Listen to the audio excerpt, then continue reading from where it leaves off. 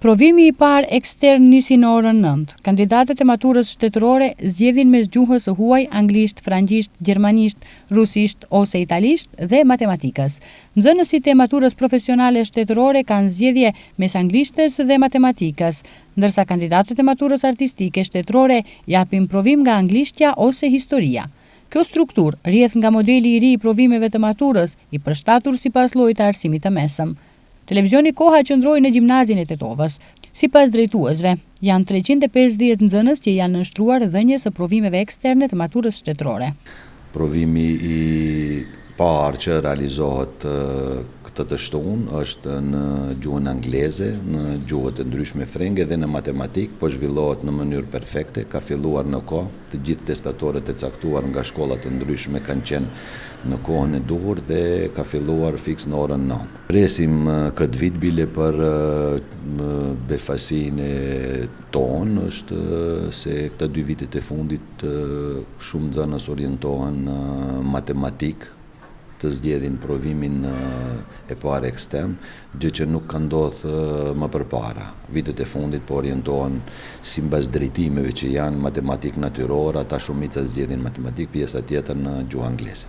Edhe në shkollën e mesme të mjekësisë në Tetov, aty ku televizioni Koha ndoqi nga afër këtë proces, sipas drejtuesve, çdo gjë ka shkuar në rregull, kurse presin suksese nga nxënësit e tyre. Ne si në shkollat më të mëdha, si vjet domethënë kemi gjithsej 500 maturant, prej këtyre domethënë krejt janë në maturë shtetërore dhe vetëm 2 nxënës kanë zgjedhur edhe maturë profesionale. Gjithçka domethënë ishte në rregull, testimi filloi në kohë, nuk pat ndonjë problem. Ne domethënë kemi me të vërtet nxënës të mirë, se edhe ashtu I pranojmë ne me pikët më të larta. Maturantëve ju urojmë vetëm sukses edhe maturën edhe këtë sfidë që e kanë përpara vetes ta kryejnë me sukses dhe pastaj të vazhdojnë edhe më tutje ku ato e kanë planin dhe ëndrat e tyre për të realizuar. Shifrat tregojnë se shumica dërmuese e nxënësve kanë zgjedhur gjuhën angleze.